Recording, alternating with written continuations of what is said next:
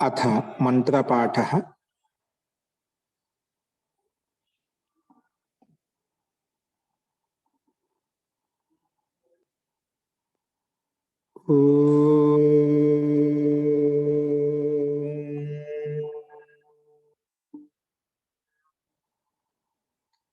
सहनावतु सहनौ भुनक्तु सह वीर्यं करवावहै तेजस्विनावधीतमस्तु मा विद्विषावहै। ओम शांति शांति शांति।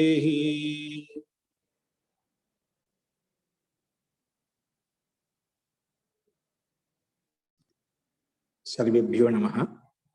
अंदरिकी नमस्कारम अंडी। నిన్న చెప్పిన పాఠంలో ఎవరికైనా సందేహాలు ఉన్నాయా?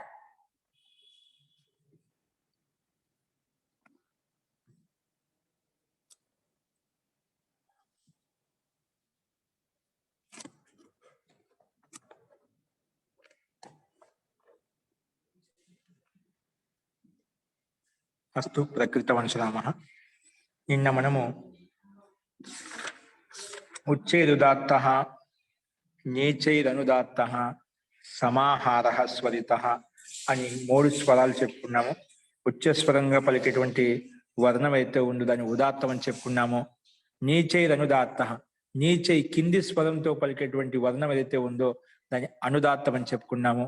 అదేవిధంగా ఉచ్చస్వరం కాకుండా, నీచేస్వరం కాకుండా, కింది స్వరం కాకుండా మధ్యలో రెండింటిని ఉదాత్త గుణము కొంచెం అనుదాత్తం గుణాన్ని కలుపుకొని మధ్యలో పలికేటువంటి వర్ణం అయితే ఉందో దాన్ని స్వరితం అని చెప్పి మనం చెప్పుకున్నాము. వీటికి సంబంధించిన ఉదాహరణ చూసాము. ఇప్పుడు 4వ సూత్రం చూసుకోండి. అదే క్రమంలో తస్యాదిత ఉదాత్తం అర్ధ హ్రస్వం అంటే ఇప్పుడు ఎందుకు వచ్చిందంటే, ఇప్పుడు పైన చెప్పారు, ఏం చెప్పారు? ఉదాత్త అనుదాత్త గుణయో సమాహార. ఉదాత్త గుణము అనుదాత్త గుణం యొక్క సమూహమే ఏ అచ్చులైతే ఉందో దాన్ని స్వరితం అంటాం. అంటే ఉదాత్త గుణము అనుదాత్తం గుణం కలిసినటువంటి అచ్చు ఏదైతే ఉందో ఆ అచ్చును స్వరితం అని చెప్పాం. సరే, స్వరితం ఏదైతే ఉందో దాంట్లో ఉదాత్తం ఉంది, అనుదాత్తం ఉంది. ఉదాత్తం ఉంటే ఎంత ఉంది, అనుదాత్తం ఉంటే ఎంత ఉంది? దీంట్లో కొంచెం మాత్రం అయితే ఉండాలి కదా. ఉదాత్త భాగం ఎక్కువ ఉందా, అనుదాత్త భాగం ఎక్కువ ఉందా, అంటే రెండు సమానంగా ఉన్నాయా, ఎట్లా ఉన్నాయి? ఏ మాత్రం ఎంత స్వరం ఉంది? ఉదాత్త స్వరం ఎక్కువగా ఉందా, అనుదాత్త స్వరం ఎక్కువగా ఉందా, ఏది ఎక్కువగా ఏది ఎట్లా ఉంది అనేది ఈ సూత్రం ద్వారా మనకు తెలుస్తుంది. చూడండి, తస్యాదిత ఉదాత్తం అర్ధ హ్రస్వం. ఉదాత్తం అర్ధ హ్రస్వం. అక్కడ సంధి చేసామంట. అచిహీనం పదైన సంయోజ్యం ప్రకారంగా అచ్చుతో రహితమైన వర్ణం పక్కన ఉన్న స్వరంతో కలిసిపోతుంది. అందుకే ఉదాత్తం అర్ధ హ్రస్వం అని ఇది మనం కలిపి రాసుకున్నాము. ఇప్పుడు పద విభాగం చూద్దామండి, మనకు సూత్రార్థం స్పష్టమవుతుంది. చూడండి, తస్య సూత్రంలో తస్య అని షష్ఠీ విభక్తి ఏకవచనం, దాన్ని విడగొట్టాం. ఆదిత అనేది అవ్యయ పదం. ఆదిత అంటే ఏమిటి? అవ్యయ పదం. ఓకే, తర్వాత పదం ఏంటి? ఉదాత్తం ఇది ప్రథమ విభక్తి ఏకవచనం. ఉదాత్తం ఏంటి? ప్రథమ విభక్తి ఏకవచనం. తర్వాత అర్ధ హ్రస్వం. అర్ధం హ్రస్వం అంట. ఇది ప్రథమ విభక్తి ఏకవచనం. ఇప్పుడు తస్య ఆదితలో సంధి జరిగిందండి. ఇక్కడ మనం విడగొట్టినప్పుడు రెండు పదాలు విడగొట్టాం. తస్యాదిత రెండు పదాలు విడగొట్టాం. ఏది? తస్య ప్లస్ ఆదిత. ఈ రెండింటి మధ్య ఏ సంధి జరిగిందండి? ఈ రెండింటి మధ్య ఏ సంధి చేసుకున్నాం మనం? అకహ సవర్ణ దీర్ఘ సంధి చేసాం కానీ తస్యాదిత అయిపోయింది. తస్య ప్లస్ ఆదిత తస్యాదిత అయిపోయింది. ఓకే, తర్వాత ఉదాత్తం ప్లస్ అర్ధ హ్రస్వం. ఇక్కడ ఏ సంధి జరిగింది? ఉదాత్తంలో మా ఉంది, పక్కన అర్ధ హ్రస్వం. మౌనుస్వార అనుస్వార సంధి జరిగిందంటే ఏంటంటే మకారాంత అచిపరత పదాంతంలో మకారం ఉంటే అది పక్కన స్వరంతో కలిసిపోతున్నాం అంట. ఈ ఉదాత్తంలో మకార హలంతానికి పక్కన అర్ధ హ్రస్వంలో దీన్ని కలిపి రాసిస్తాం. కలిపితే ఉదాత్తం అర్ధ హ్రస్వం అయిపోయింది అన్నమాట. ఓకే, సో ఇది మనం స్పష్టంగా చూసాము. ఇది సూత్రంలో ఉండే పదాలను 4 పదాలుగా విడగొట్టుకున్నాము. ఓకే, పదాలుగా విడగొట్టిన తర్వాత విభాగం చేసిన తర్వాత దాన్ని విభక్తి ఏదో కూడా గుర్తించాము. ఇప్పుడు సమాసం చూద్దాం. సూత్రంలో తస్య అనేది స్పష్టంగా ఉంది, ఆదిత అనేది కూడా దీంట్లో పెద్దగా ఏం లేదు, ఉదాత్తంలో విడిగానే ఉంది. అర్ధ హ్రస్వంలో సమాసం ఉందంట. ఏ సమాసం ఉందో చూద్దాం. విగ్రహ వాక్యం ద్వారా మనకు స్పష్టమవుతుంది. అర్ధ హ్రస్వం అంటే ఏమిటి అది చెప్తున్నారు ఇక్కడ సూత్రంలో. అర్ధ హ్రస్వం అనే శబ్దం ఉంది కదా, అర్ధ హ్రస్వం అంటే ఏమిటి అనేది సమాసం ద్వారా, అంటే ఆ సమాసం విడగొట్టుకున్నప్పుడు మనకు అర్థం స్పష్టంగా అర్థమవుతుంది. ఏంటో చూద్దాం. అర్ధం హ్రస్వస్య అర్ధ హ్రస్వం. అర్ధం అంట ఏంటి? హ్రస్వస్య అర్ధం. హ్రస్వం హ్రస్వవర్ణం ఏదైతే ఉందో, హ్రస్వం అంటే ఏమిటండి? హ్రస్వం అంటే ఏమిటి? హ్రస్వం లఘు ఆచార్య. హ్రస్వం లఘు. హ్రస్వానికి హ్రస్వం పేరు పెట్టింది ఎవరు?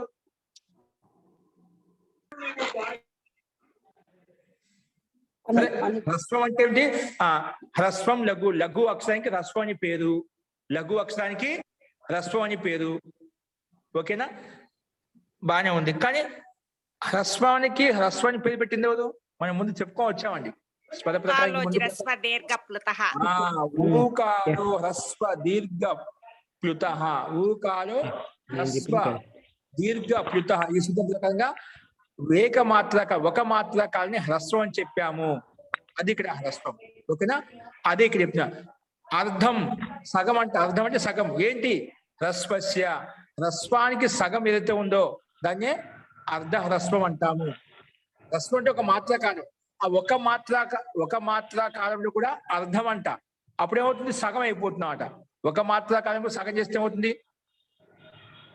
దాన్ని ఇక్కడ హ్రస్వస్య అర్ధం అర్ధ హ్రస్వం. హ్రస్వానికి ఏ మాత్ర అయితే ఉందో దాంట్లో సగం అంట. అదేంటంటే ఉదాత్తం అవుతుంది. చూద్దాం. అది అర్ధ హ్రస్వం తెలుసుదా? హ్రస్వానికి సగం ఏదైతే ఉందో దాన్ని అర్ధ హ్రస్వం అంటాం. అర్ధం హ్రస్వం. ఓకే, ఇక్కడ అర్ధ హ్రస్వంలో అర్ధ హ్రస్వం శబ్దం ఎలా తయారైంది అంటే అర్ధం నపుంసకం అనే సూత్రం చేద్దాం. ఏ సూత్రం అండి? అర్ధం నపుంసకం అనే సూత్ర ప్రకారంగా, అర్ధం హ్రస్వం అనే సూత్రం ప్రకారంగా ఇది అనేన తత్పురుష సమాస. అర్ధ హ్రస్వంలో తత్పురుష సమాసం చేసుకున్నామట. ఏ సమాసం చేసుకున్నాము? తత్పురుష సమాసం చేసుకున్నాం. తస్య ఇతి సాపేక్ష పదం. తస్య ఇతి సూత్రంలో తస్య శబ్దం ఉంది కదా, తస్యాదిత అని చెప్పి. తస్య అంటే ఏమిటి? తస్య అంటే తస్య ఇతి. తస్య ప్లస్ ఇతి ఏ సంధి జరిగిందండి? తస్యేతి ఎలా అయిపోయింది? Eco energy. తస్య ప్లస్ ఇతి కాదా? తస్య సారీ, గుణసంధి. ఆద్గుణ. ఇకారం పరంబకున్నప్పుడు పూర్వ పదస్థానంలో గుణం ఏకాదేశం అగును. తస్య ప్లస్ ఇతి తస్యేతి అయిపోయింది. ఓకే, అస్తు శుభం. సో ఇక్కడ గుణసంధి అయిపోయింది, తస్యేతి అయిపోయింది. ఓకే, సూత్రం తస్య శబ్దం ఉంది కదా, తస్య అది సాపేక్ష పదం. తస్య అంటే ఏం తీసుకోవాలి మనం? తస్య కస్య. తస్య కస్య ఇది ఉక్తే సాపేక్ష పదం. ఏ సాపేక్ష? స్వరితం ఇది ఏతం అనుకర్షతి. స్వరితం ఇది ఏతం అనుకర్షతి. తస్య అంటే తస్య స్వరితస్య. పైన చెప్పిన సూత్రం అనువృత్తి వస్తున్నాం ఇక్కడ. తస్య కస్య స్వరితస్య. స్వరితస్య అర్ధం హ్రస్వం ఉదాత్తం భవతి. స్వరితానికి ఆదా హ్రస్వం ఏదైతే ఉందో అది ఉదాత్తం అవుతుందంట. హ్రస్వం అంటే ఒక మాత్రకాలం. ఆ ఒక మాత్రకాలానికి అర్ధ భాగంలో ఉదాత్తం ఉందంట. అర్ధ భాగంలో ఉందంట, ఉదాత్తం ఉందంట. అది చెప్తున్నా ఇక్కడ. ఓకేనా? తో ఇక్కడ తస్య సూత్రం. తస్య అంటే తస్యది సాపేక్ష పదం. తస్యతో ఏం అర్థం చేసుకోవాలి? తస్య పదం స్వరితం ఇది ఏతం అనుకర్షతి. ఇది స్వరిత తస్య అంటే స్వరితస్య అని తాత్పర్యం. సూత్రంలో తస్య అంటే స్వరితస్య ఉదాత్తం. ఉదాత్తం భవతి. కిం భవతి? ఉదాత్తం కియత్ భవతి. ఎంత అవుతుందంటే అర్ధం హ్రస్వం. ఉదాత్తము అంటే హ్రస్వానికి సగభాగం అనేది ఉదాత్తంలో ఉంటుంది. అంటే స్వరితంలో అర్ధ హ్రస్వం ఉదాత్తం భవతి. స్వరితంలో అర్ధం హ్రస్వం అనేది ఒక మాత్రకాలం కూడా అర్ధ మాత్రకాలం అవుతుంది. హ్రస్వం అవుతుంది చెప్పి ఈ సూత్రం చెప్పిందన్నమాట. అంటే చెప్పాను పైన ఉదాత్త అనుదాత్త గుణయో సమాహార అని చెప్పాడు. ఉదాత్త గుణము అనుదాత్త గుణం యొక్క సమూహమే స్వరితం అంటాం. కానీ ఆ సమూహంలో ఉదాత్త గుణం ఎంత కలిసింది, అనుదాత్త గుణం ఎంత కలిసిందంటే ఇక్కడ మనం ఈ సూత్రం ద్వారా చెప్పుకున్నామంట. హ్రస్వ అర్ధ హ్రస్వం అంటే హ్రస్వస్య అర్ధం, అర్ధ హ్రస్వం చెప్పాము. హ్రస్వస్య హ్రస్వానికి ఆధా భాగం దాన్ని అర్ధ హ్రస్వం అని చెప్పాము. అది ఇక్కడ ఉంది, మనం స్పష్టమైపోయింది. ఓకేనా? తో అదే విధంగా తస్య అంటే స్వరితస్య అనే పదాన్ని అనుకర్షణ చేసుకున్నాం, అనువృత్తి తీసుకున్నాం. మరి సూత్రం ఆదిత అంటే ఏమిటండి? ఆదిత అంటే ఏమిటి? సార్ తస్య అంటే స్వరితస్య అని చెప్పున్నాం, స్వరితానికి. మళ్ళీ ఆదిత సూత్రంలో ఆదిత శబ్దం, ఆదిత అంటే ఏమిటి? ఆదిత అంటే ఇత్యత్ర, ఇతి ప్లస్ అత్ర ఈక్వెన్స్ జరిగిందండి. ఇతి ప్లస్ అత్ర ఇత్యత్ర. ఇత్యత్ర తసి ప్రకరణే, తసి ప్రకరణంలో తసి ప్రత్యయం వచ్చిన ఆదితలో తసి ప్రకరణే ఆద్యాదిభ్య ఉపసంఖ్యానం అనే వార్తికం చేత ఆద్యాదిభ్య ఉపసంఖ్యానం, ఆద్యాదిభ్య ఉపసంఖ్యానం ఇది అనేన వార్తికేన తసి ప్రత్యయ. ఇది అనేన వార్తికేన తసి, ఈ వార్తికం చేత ఆదితలో తహ కనిపిస్తుంది కదా, అది తస్ ప్రత్యయం అంట. ఇది అనేన వార్తికేన తసి ప్రత్యయ, తసి ప్రత్యయం వచ్చిందండి. ఓకేనా? ఆదిత తసి ప్రత్యయం వచ్చింది వార్తికం ద్వారా. ఆదిత ఇత్యత్ర, ఆదిత ఇది శబ్దంలో ఈ ఇత్యత్ర అంటే ఇక్కడ తసి ప్రకరణే, తసి ప్రకరణంలో అంటే తసి యొక్క ప్రకరణ ఎక్కడ నడుస్తుంది అక్కడ ఆ ప్రకరణంలో తసి ప్రకరణే ఆద్యాదిభ్య ఉపసంఖ్యానం, ఆద్యాదిభ్య ఉపసంఖ్యానం ఈ వార్తికం చేత, మహర్షి కాత్యాయని యొక్క వార్తికం చేత, వార్తిక సూత్రం చేత ఇది అనేన వార్తిక తసి ప్రత్యయ, తసి ప్రత్యయ, తసి ప్రత్యయం వచ్చిందంట. ఓకేనా? ఆదిత తస్, తస్ కనిపిస్తుంది, తహ కనిపిస్తుంది, తస్ ప్రత్యయం అండి. అది ఈ వార్తికం చేత వచ్చిందని చెప్తున్నారు. ఆ తస్ ప్రత్యయం వచ్చేసి ఆదిత శబ్దం తయారైంది. ఓకే, తర్వాత చెప్తున్నాడు తద్దితశ్చ సర్వ విభక్తి ఇది అనేన అవ్యయత్వం, ఇది అనేన అవ్యయత్వం. ఇక్కడ దీనికి అవ్యయం కూడా ప్రవేట్ చేసుకున్నామంట. ఇది అనేన అవ్యయత్వం, తద్దితశ్చ అసర్వ విభక్తి మనం ముందు చెప్పుకున్నాం 1వ అధ్యాయం 1వ పాదం 37వ సూత్రంలో. తద్దితశ్చ అసర్వ విభక్తి, అసర్వ విభక్తి తద్దిత ప్రత్యయాంత అవ్యయ సంజ్ఞకో భవతి అని చెప్పి అది సుత అవ్యయం పెడుతుందన్నమాట. ఇది అనేన అవ్యయత్వం, ఇది అనేన అవ్యయత్వం, దీనికి అవ్యయం పెట్టేశాం. ఎవరికి? తసి ప్రత్యయాంతానికి, తసి ప్రత్యయానికి, తసి ప్రత్యయానికి అవ్యయం పెట్టామంట. ఓకే, అవ్యయం పెట్టిన తర్వాత దాని పక్కనే అర్ధ హ్రస్వ మాత్రం, అర్ధ హ్రస్వం, అర్ధమే అంటే సగమే హ్రస్వం ఎక్కడైతే ఉందో, అంటే హ్రస్వం అంటేనే ఒక మాత్ర కాలం, ఆ ఒక మాత్ర కాలంలో సగం అంట హ్రస్వం అని చెప్పాము. ఒక మాత్ర కాలాన్ని హ్రస్వం అంటాము, 2 మాత్రల కాలాన్ని దీర్ఘం అంటాము, 2 కన్నా ఎక్కువ మాత్ర 3 మాత్రల కాలాన్ని ప్లుతం అంటాం. ఇక్కడ ఏమంటుందో హ్రస్వంలో అర్ధ భాగము ఇక్కడ తీసుకుంటామట. అర్ధం హ్రస్వ మాత్రం, అర్ధ హ్రస్వ మాత్రం ఎంతైతే ఉందో అర్ధ హ్రస్వ మాత్రం, అర్ధ హ్రస్వం, దాన్ని అర్ధ హ్రస్వం అంటాము. మాత్రచో అత్ర ప్రమాణో లో వక్తవ్య ఇది అనేన వార్తిక లోపో ద్రష్టవ్య. ఇక్కడ సూత్రంలో అర్ధ హ్రస్వ మాత్రం అని చెప్పాం కదా, అర్ధ హ్రస్వ మాత్రం ఈజ్ ఈక్వల్ టు అర్ధ హ్రస్వం. ఇక్కడ అర్ధ హ్రస్వ మాత్రం, అర్ధమే హ్రస్వ, అర్ధ మాత్రమే ఉంది. మాత్రమే అంటే దాన్ని కొల్లడం కోసం, అంతే అని చెప్పడం కోసం అర్ధ హ్రస్వ మాత్రమే అని చెప్తారా, 1 మాత్రమే 2 మాత్రమే అని చెప్తారా, అంటే ఇక్కడ పర్టికులర్ గా చెప్పడం అంట, కఠోరంగా చెప్పడం అంట, అది ఇంతే అని చెప్పడం కోసం. ఇక్కడ కూడా హ్రస్వానికి అర్ధమే, అర్ధ హ్రస్వ మాత్రమే, దాన్ని అర్ధ హ్రస్వం అంటాము. మరి మాత్ర శబ్దం సూత్రంలో అర్ధ హ్రస్వం మాత్రమే అని చెప్పావు కదా, ఇక్కడ మాత్ర శబ్దం ఎక్కడ పోయింది సూత్రంలో సమస్త పదంలో? అంటే మాత్రచో అత్ర ప్రమాణో లో వక్తవ్య అనే వార్తికం చేత సూత్రంలో మాత్రం అని శబ్దం కలిపితే అది లోపం అయిపోయిందట. మాత్రచో అత్ర ప్రమాణో లో వక్తవ్య, ప్రమాణో లో వక్తవ్య అనే వార్తికం చేత, మహర్షి కాత్యాయని యొక్క వార్తికం చేత, వార్తికం అనే సూత్రం చేత ఏమైపోయింది? అర్ధహ్రస్వ మాత్రం, మాత్రంలో మాత్ర శబ్దం లోపించిందంట. అందుకే అర్ధహ్రస్వ మాత్రం మిగిలిందన్నమాట. ఓకేనా? ఆ మాత్ర శబ్దం ఎలా పక్కకు పోయిందంటే ఈ వార్తికం చేత అది పక్కకు తీసేశాము. అందుకే ఇది అనేన వార్తిక లోపో ద్రష్టవ్య లోపం అయిపోయింది. ఓకేనా? అలా సూత్రంలో ఉండే పదాలను ఒక్కొక్క పదం విడగొట్టుకుంటూ స్పష్టంగా చేసుకుంటూ వచ్చామన్నమాట. ఏ దాంట్లో ఏముందని చెప్పి. సరే, ఇప్పుడు తస్య ఆదిత అంటే స్వరితానికి ఆదిత ఆదా భాగం, ఆది వర్ణం ఉదాత్తం. ఉదాత్తం ఎంత? అర్ధం హ్రస్వం. అశ్వానికి అర్ధమాత్ర భాగం ఆది ఏదైతే ఉందో దానికి ఉదాత్తం అని పేరు. ఉదాత్త గుణం ఉంది, ఉదాత్తం వచ్చింది అంటే మిగిలిన 3 భాగాలు అనుదాత్తం అని అర్థం. ఇప్పుడు ఇక్కడ హ్రస్వాన్ని 4 భాగాలు తీసుకుంటే ఒక భాగంలో ఉదాత్తం ఉంది, మిగిలిన 3 భాగాల్లో అనుదాత్తం ఉందని చెప్పి అర్థమవుతుందన్నమాట.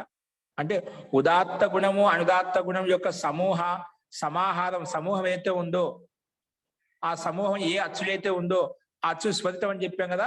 ఎక్కడ ఎంత ఉందంటే ఇక్కడ ఉదాత్తం మాత్రము హ్రస్వానికి ఆదా ఉంది, హ్రస్వానికి ఆదా ఉంది అని చెప్పింది సూత్రం. ఓకేనా? అని దీన్ని బట్టి హ్రస్వానికి ఆదా అంటే ఒక ఆదా మాత్రంలో ఉదాత్తం అనుకోవాలి, ఆదా మాత్రంలో స్వరితం అని మనం అనుదాత్తం అని చెప్పి అర్థం చేసుకోవాలి. ఓకేనా? అస్తు. ఇప్పుడు దీని అర్థం చూద్దాం. తస్య కింద చూడండి, తస్య స్వరితస్య ఆదౌ అంటే స్వరితానికి, స్వరితం ఎక్కడ వచ్చింది? ఇక్కడ క్వా, వాలో ఉండే అకారం, అకారం పైన స్వరితం వచ్చిందన్నమాట. ఆ స్వరితంలో 2 కలిసే, ఉదాత్తం కలిసింది, అనుదాత్తం కలిసింది.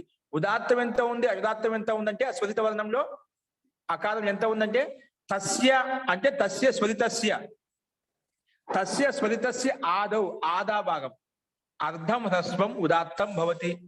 ఆదా భాగం హ్రస్వానికి ఆదా మాత్రంలో ఉదాత్తం అవుతుంది, పరిశిష్టం అనుదాత్తం భవతి. అంటే సగం సగం పంచుకుని, ఇక్కడ ఏం ఎక్కువ ఏం తక్కువ ఏం లేవు. హ్రస్వం అంటే ఒక మాత్రకాలం, ఒక మాత్రకాలంలో కూడా సగమేమో ఉదాత్తం ఉందంట. పరిశిష్టం అంటే మిగిలింది, పరిశిష్టం అంటే ఏమిటి? మిగిలింది అనుదాత్తం భవతి, మిగిలింది ఏమవుతుంది? అనుదాత్తం అయిపోతుంది. అందుకే పరిశిష్టం అనుదాత్తం భవతి. అది ఇక్కడ చూసాం. క్వా కన్యాలో మనం చూసాం, పైన సిద్ధి చెప్పుకున్నాం కదా. అది ఇక్కడ ఉంటే మనం అర్థం చేసుకోవాలి. క్వాలో ఉండే వకారం ఉండే అకారము మనం పిశోంతో దాత్త ప్రకారంగా అది మన వార్తిక పిశోంతో దాత్త కాదు, క్వా సమ సీమ కన్యా కాస్మర్య అని చెప్పి ఒక పరిశిష్టం చెప్పుకున్నా, పిట్ సూత్రం చెప్పుకున్నా. ఆ పిట్ సూత్రం ప్రకారంగా ఇది అంతోదాత్తం అయిపోయింది అన్నమాట. ఏది? క్వా అనేది, కన్యా అనేది అంతిమాక్షరం స్వరాక్షరం ఏంటంటే అది స్వరితం చేశాం. స్వరితం అంటే ఏమిటి? ఉదాత్త గుణము అనుదాత్త గుణము కలిసిందాన్నే, కలిసినటువంటి వర్ణం ఏదైతే ఉందో అటువంటి అచ్చుకు స్వరితం అని పెట్టాం. ఇది వచ్చి ఏం చెప్పిందంటే ఇందులో ఎక్కడ ఉదాత్తం ఎంత ఉంది, ఆ సమూహంలో ఉదాత్త గుణం ఎంత ఉంది, అనుదాత్త గుణం ఎంత ఉందంటే హ్రస్వంలో హ్రస్వానికి ఆదా భాగంలో ఉదాత్తం ఉంది అంటే మిగిలిన ఆదా భాగంలో అనుదాత్తం ఉందని చెప్పి అర్థం అవుతుంది స్పష్టంగా. అందుకే అదే విషయం చెప్పాడు. తస్య స్వరితస్య ఆదౌ, ఆది వర్ణం ఏదైతే ఉందో ఆదౌ అర్ధం, ఆదిలో అర్ధం హ్రస్వం ఉదాత్తం అవుతుంది, ఆదా హ్రస్వం ఉదాత్తం అవుతుందంట, పరిశిష్టం అనుదాత్తం అవుతుంది. అంటే సగం సగం ఉన్నాయి, క్రమంగా ఉదాత్త గుణము అనుదాత్త గుణం సమానంగా పంచుకున్నాయన్నమాట. స్వరితంలో ఉదాత్త గుణం సగం ఉంది, అనుదాత్త గుణం కూడా సగం ఉంది. ఈ సగం సగం కలిసి స్వరితం అయిపోయాయన్నమాట. ఓకే, అది క్వా కన్యాకి మనం స్వరితం మనకు స్పష్టంగా కనిపిస్తుంది. ఇక్కడ ఒక దృష్టాంతం చెప్పానండి. ఏ రకంగా అంటే ఏ రకంగా అయితే మనం పాలు నీళ్లు కలిపినప్పుడు మనకు కనిపించదన్నమాట. ఎంత పాలు ఉన్నాయి, ఎంత నీళ్లు ఉన్నాయి కనిపిస్తుందా? పాలల్లో నీళ్లు పోసినా, నీళ్ళలో పాలు పోసినా పాల శాతం ఎంత ఉంది, నీళ్ళ శాతం ఎంత ఉంది కనిపించదన్నమాట. కనిపిస్తుంది, కొంతవరకు మనం చెప్పగలుగుతాం. ఇదమిత్తం అని చెప్పి చెప్పలేం. ఇంత శాతం 70% పాలున్నాయి, 30% నీళ్లు ఉన్నాయి, లేదా 40% పాలున్నాయి, 60% నీళ్లు ఉన్నాయి. అట్లా ఒక పాలు నీళ్ళు కలపడానికి మాత్ర కూడా భిన్న భిన్నంగా ఉంటుంది. ఈ రోజుల్లో 10 రూపాయలకు పాలు వస్తున్నాయి, 20 రూపాయలకు పాలు వస్తున్నాయి, 40 రూపాయలకు వస్తున్నాయి, 50 రూపాయలకు వస్తున్నాయి, 100 రూపాయలకు కూడా వస్తున్నాయి అన్నమాట. అట్లా ఈ పాలు అమ్మే వాళ్ళకు రకరకాల కేటగిరీ పెట్టారన్నమాట. ఇప్పుడు 100 రూపాయలు కొంతవరకు మనకు పాలు నీట్ గా ఉంటాయి. దాని 50 రూపాయలు 50% నీళ్లు ఉంటాయి, 50% పాలు ఉంటాయి. లేదండి 40 రూపాయల పాలు కావాలనుకోండి, 70% నీళ్లుంటే 30% పాలు ఉంటాయన్నమాట. ఆ రకంగా పాలు రకరకాలుగా అమ్ముతూ ఉంటారు. సరే, మొత్తానికి మనకి ఏ మాత్రలు ఎంత ఉందో మనం చెప్పలేమాట. పాల శాతం ఎంత, నీళ్ళ శాతం ఎంత చెప్పలేమాట. అంటే పాలు ఎక్కడ ఉన్నాయి, నీళ్ళు ఎక్కడ ఉన్నాయి, పాలు ఎక్కడ ఉన్నాయి, అంటే ఎంత నీళ్లు ఉన్నాయి, ఎంత పాలు ఉన్నాయి చెప్పడం కొంచెం కష్టం అనమాట. అలాగే ఇక్కడ కూడా ఎంత శాతంలో ఉదాత్తం ఉంది, ఎంత శాతంలో అనుదాత్తం ఉంది అనేది మనము దాని మిశ్రణ బట్టి ఇక్కడ మనకి సూత్రం దాకా తెలుసుకున్నాం. ఆదా భాగంలో ఉదాత్తం ఉంది, ఆదా భాగంలో అనుదాత్తం ఉంది. ఓకేనా? ఈ రకంగా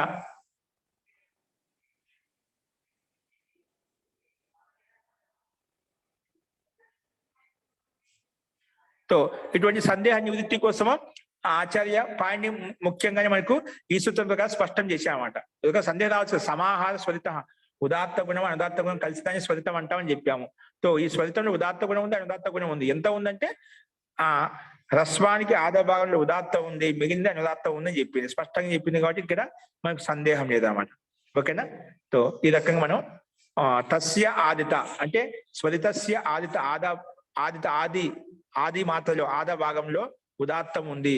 ఉదాత్తం అంటే అర్ధం హ్రస్వం, హ్రస్వానికి ఆదా మాత్రంలో ఉదాత్తం ఉంది, మిగిలిన ఆదా మాత్రంలో అనుదాత్తం ఉందని చెప్పి మనకు స్పష్టమైపోయింది. ఇది ఈ సూత్రం యొక్క దాయత్వం. ఇక ఉదాత్తం ఎంత, అనుదాత్తం అంటే ఆదా భాగం ఉదాత్తం ఉంది, ఆదా భాగంలో అనుదాత్తం ఉందని చెప్పి ఈ సూత్రం క్లారిటీ ఇచ్చేసింది. అదే ఈ సూత్రం యొక్క ముఖ్య తాత్పర్యం, అర్థం కూడా. ఇందులో యొక్క సందేహం చెప్పండి. స్పష్టమైందండి?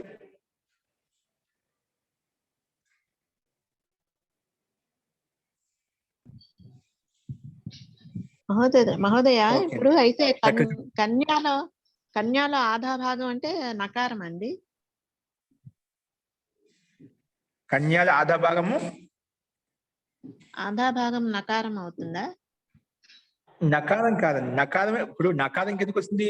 ఉదాత్తము, అనుదాత్తము, స్వరితం అనే పేరు ఎవరికి వస్తుంది? సంజయ్ ఎవరికి వస్తుంది? నామకరణం కేవలం అచ్చులకు మాత్రమే వస్తుంది. అంటే యా కన్యా, యాలో ఆ ఉంది, అది స్వరితం. ఇక్కడ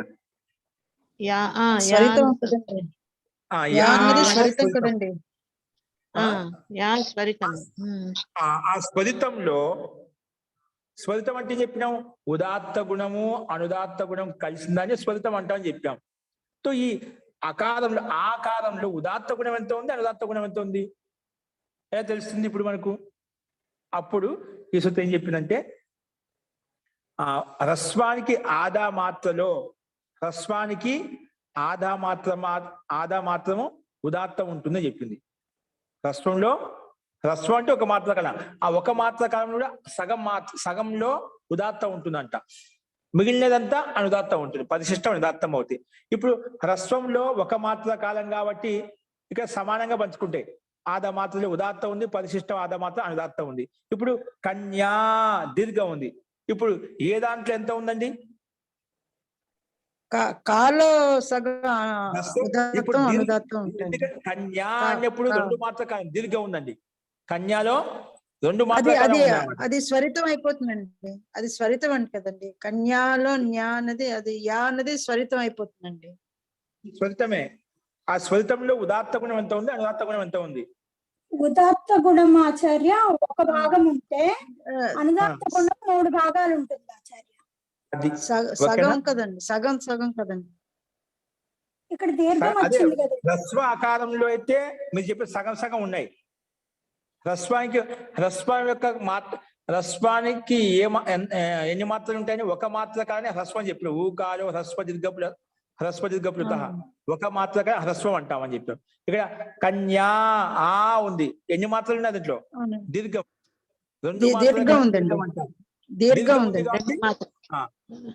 రెండు మాత్ర కాలం ఉన్నమాట. అంటే రెండు మాత్రల్లో ఈ సూత్రం చెప్పింది తస్య ఆదిత ఉదాత్తం అర్ధ హ్రస్వం. ఆ ఉదాత్త హ్రస్వానికి ఆదా భాగంలో ఉదాత్తం ఉంటుంది చెప్పింది. హ్రస్వానికి అది హ్రస్వం కదా, హ్రస్వానికి ఆదా భాగం చెప్పింది. ఇక్కడేముంది? రెండు మాత్రలు ఉన్నాయన్నమాట.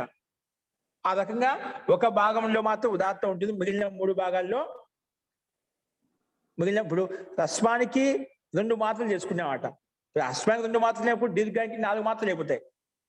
హ్రస్వానికి సగం మాత్ర అంటే హ్రస్వానికి 2 భాగాలు చేసాము, సగము ఒకటే అని చెప్పి రెండు మాత్రం ఇప్పుడు సగము సగము సగం సగం 4 4 సగాలు అండి, అవుతుంది. 4 సగాలు చేసాం. 4 సగాలు ఒక సగంలో మాత్రమే అందులో ఒక సగం ఉదాత్తం ఉంది. ఉదాత్తం అయితే మిగతా 3 అనుదాత్తం పరిశిష్టం అవుతున్నమాట. ఉదాత్త గుణం ఎంత ఉంటుందంటే కేవలము హ్రస్వానికి ఆదా భాగంలో అందుకే మనకు విగ్రహవాక్యం చెప్పాను హ్రస్వస్య. మనం అందుకే ఇది విగ్రహవాక్యం గమనించాలి. అర్ధ హ్రస్వం అంటే ఏమిటి అంటే హ్రస్వస్య అర్ధం, హ్రస్వానికి అర్ధ మాత్రం, హ్రస్వానికి సగమే ఉదాత్తం ఉంటుంది. దాన్ని అర్ధ హ్రస్వం అంటాము. హ్రస్వం అంటేనే ఒక మాత్రకాలం, ఆ ఒక మాత్రకాలం సగం అంటే ఆ సగంలో మాత్రం ఉదాత్తం ఉందంట. పరిశిష్టం మిగిలింది మొత్తము. పరిశిష్టానికి ఎంతనే ఉన్నది. ఇప్పుడు ఒకే అక్షరంలో అయితే మనకు హ్రస్వాక్షరం అయితే సమస్య లేదు, సగం సగం మంచుకుంటే. కానీ ఇక్కడ దీర్ఘం ఉందో, ఎక్కడైతే ప్లుతం ఉందో అక్కడ మాత్ర పెరిగిపోతుంది మనకు, అక్కడ అనుదాత్తం ఎక్కువ ఉంటుంది. ఓకేనా? ఒక భాగంలో మాత్రం ఉదాత్తం ఉంటుంది, మిగిలిన 3 భాగాల్లో లేదా మిగిలిన 6 భాగాల్లో 4 భాగాల్లో స్వరితం అనుదాత్తం ఉంటుందని చెప్పి మనం అర్థం చేసుకోవాలి. ఓకేనా? ఇక్కడ దీర్ఘం కాబట్టి 3 మాత్రల్లో భాగంలో అనుదాత్తం ఉంటుంది, ఒక మాత్రలో మాత్రమే, ఒక భాగంలో మాత్రమే ఉదాత్తం ఉంటుందని చెప్పి మనం స్పష్టంగా అర్థం. ఓకేనా?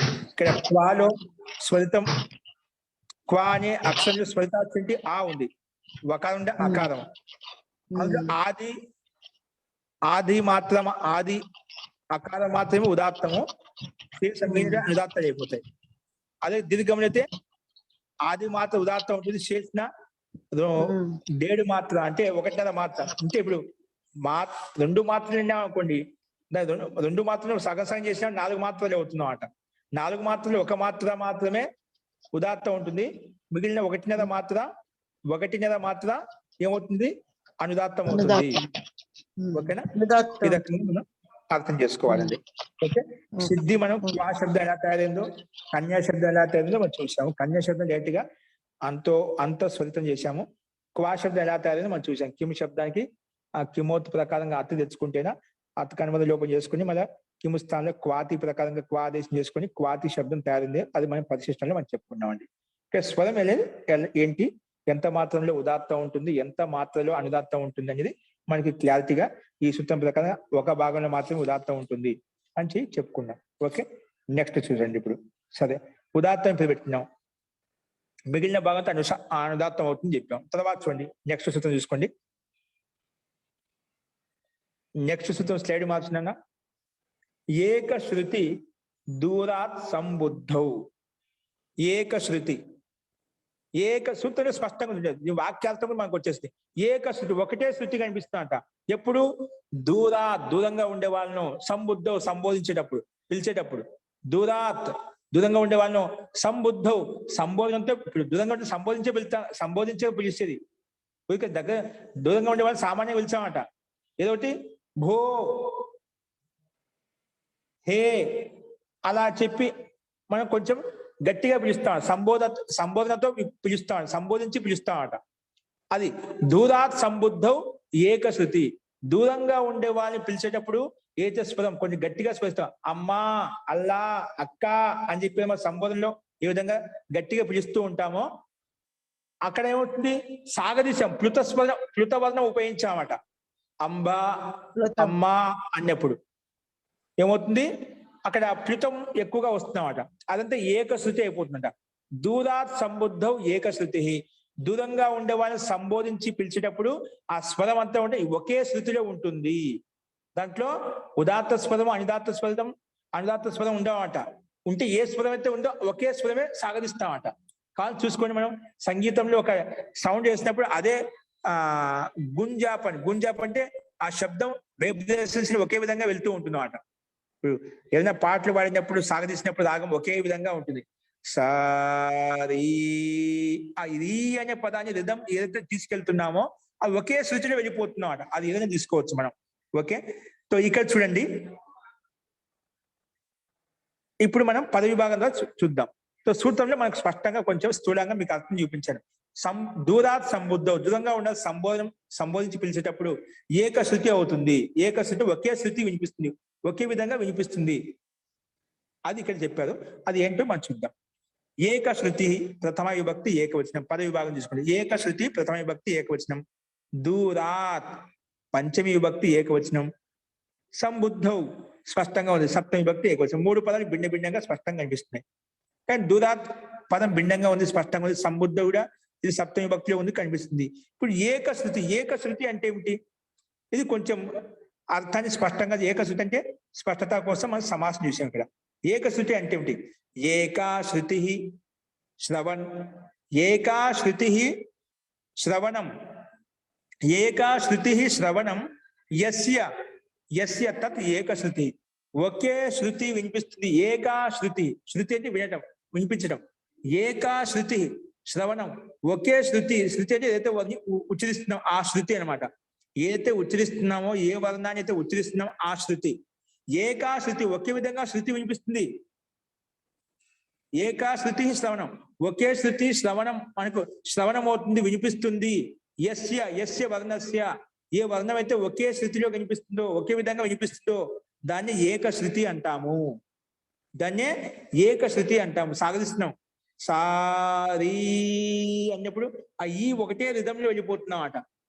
కాబట్టి అట్లా ఒకే శృతి ఎక్కడైతే ఉంటుందో, ఒకే శ్రవణం ఒకే ఎక్కడైతే ఏ వర్ణానికి అయితే ఉంటుందో దాన్నే ఏకశృతి అని చెప్పి, ఒకటే శృతి, ఒకటే వైబ్రేషన్స్ కనిపిస్తూ ఉంటుంది, దాన్ని ఏకశృతి అంటాము. ఇది బహువ్రీహి సమాసం అని చెప్పుకున్నాం. ఏకా శృతి శ్రవణం యస్య, ఒకటే శృతి శ్రవణం అయిపోతుంది, వినిపిస్తుంది. యస్య వర్ణస్య, ఏ వర్ణం అయితే, ఏ అచ్చ అయితే దాన్ని తత్ ఏకశృతి అంటాము. దాన్నే ఏకశృతి అంటామని చెప్పి ఏకశృతి అనే పదాన్ని మన విగ్రహ వాక్యం ద్వారా కొంచెం స్పష్టం చేసుకున్నాం. ఇప్పుడు మన శ్రవణం అంటే ఏమిటి? సూత్రంలో శ్రవణం వచ్చింది కదా, ఏకా శృతి శ్రవణం. శ్రవణం అంటే శ్రవణ శృతి, వినిపిస్తుంది. ఏంటి వినిపిస్తుంది? ఏదైతే ఉచ్చరిస్తా అది దాన్ని శృతి అంటాం. శృతినే శ్రవణం అంటామట. ఓకే, సరే. మళ్ళా ఇక్కడ సూత్రంలో సంబుద్ధం అంటే ఏమిటి? సంబుద్ధం అంటే ఇక్కడ సమ్యక్ బోధనం సంబుద్ధి. సమ్యక్ బోధనం, మంచిగా బోధింపబడేటువంటి బుద్ధి అయితే ఉందో దాన్ని సంబుద్ధి అంటాం. సమ్యక్ బోధనం అంటే మంచిగా బోధింపబడేటువంటి శబ్దం, వర్ణం ఏదైతే ఉందో దాన్ని సంబుద్ధి అంటాం అన్నమాట. ఇప్పుడు దూరంగా ఉండే వాళ్ళకు సమ్యక్ అవగమనం కావాలని చెప్పి, వాళ్ళకి బాగా వినిపించాలని చెప్పి మనం కొంచెం జోరుగా అంటే గట్టిగా ఉచ్చస్వరంతో గట్టిగా ఆహ్వానిస్తున్నాం. హే బాలక, హే కృష్ణ అని చెప్పి. ఇక్కడ ఎందుకు సమ్యక్ బోధనం అంటే మంచిగా బోధింపబడాలి, మంచిగా వాళ్ళకి వినిపించాలనే ఉద్దేశంతో సమ్యక్ బోధనమే సంబుద్ధి. ఏంటి సంబుద్ధి అంటే ఏమిటి? సమ్యక్ బోధనం. సమ్యక్ అంటే మంచిగా బోధింపబడేటువంటి వర్ణం, శబ్దం, వాక్యం అయితే ఉంటుందనే సంబుద్ధి అంటాం. దాన్ని సంబుద్ధి సంబోధన అయిపోతున్నాం అన్నమాట. దాన్ని ఏమంటాము? సంబుద్ధి అంటాము. ఓకేనా? ఇప్పుడు చూడండి మళ్ళా నెక్స్ట్ ఏం చెప్పాడు? సమ్యక్ బోధనం, బోధింపబడేది సంబుద్ధి అని చెప్పాం. మరి తర్వాత స్వరాణం భేదో నా లక్ష్యతే. స్వరాణం భేదో నా లక్ష్యతే స ఏకశృతి స్వరాహ. ఏకశృతి అంటే చెప్పామండి, ఒకే శృతి.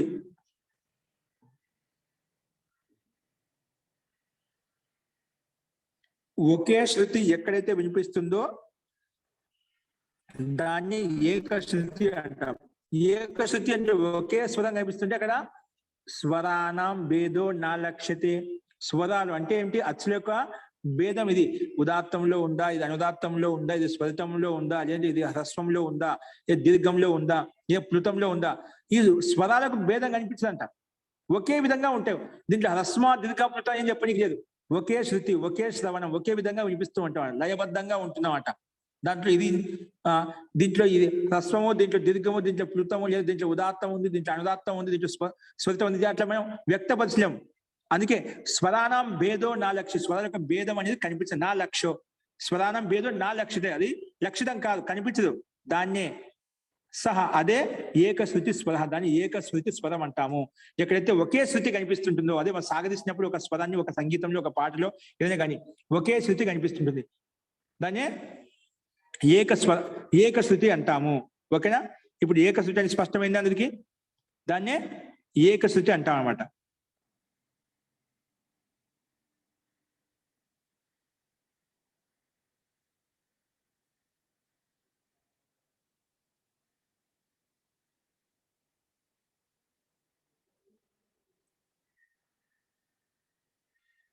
అస్తు. ఇప్పుడు అర్థం చూద్దాం. అది కింది మీకు ఎక్స్ప్లెయిన్ చేసి చెప్పాను. ఇప్పుడు దీని అర్థం సమ్యక్ బోధన సంబుద్ధి అని చెప్పాను. ఇప్పుడు దూరాత్ సంబోధన అర్థం చూసుకోండి. దూరాత్ సంబోధనే దూరంగా ఉండాలని సంబోధించేటప్పుడు దూరాత్ సంబోధనే వాక్యం ఏకశృతి భవతి. దూరంగా ఉండే వాళ్ళని పిలిచేటప్పుడు దూరాత్ సంబోధన దూరంగా ఉండాలని సంబోధించేటప్పుడు ఏదైతే వాక్యాన్ని చెప్తామో ఏ వాక్యం ఇప్పుడు హే కృష్ణ అని చెప్పాం. హే కృష్ణ నా అని సాగుతాం. ఇక్కడ ఒకటే శృతి అనమాట. అంటే దూరాత్ సంబోధనే వాక్యం ఏకశృతి భవతి. దూరంగా ఉండే వాళ్ళను సంబోధించేటప్పుడు ఏదైతే వాక్యాన్ని ఉచ్చరిస్తామో అది ఏమవుతుంది? ఏకశృతి భవతి. అది ఒకే శృతిలో ఉంటుంది. ఎత్ర ఉదాత్త అనుదాత్త స్వరితానాం స్వరానం భేదో నా లక్ష్యతే ఏకశృతి స్వర. ఎక్కడైతే ఉదాత్త గుణము అనుదాత్త గుణము స్వరిత గుణము యొక్క ఉదాత్త గుణము ఏది హ్రస్వ దీర్ఘ ప్లుతాలకే ఉదాత్త అనుదాత్త గుణ స్వరితాలు మనకు ఉదాత్త గుణం అనుదాత్త గుణం స్వరితం అనేది ఇది అచ్చుల యొక్క ధర్మం అంట. అందుకే ఎక్కడైతే ఉదాత్తము అనుదాత్తము స్వరితానం ఉదాత్త అనుదాత్త స్వరితానం స్వరానం భేదో నా లక్ష్యతే.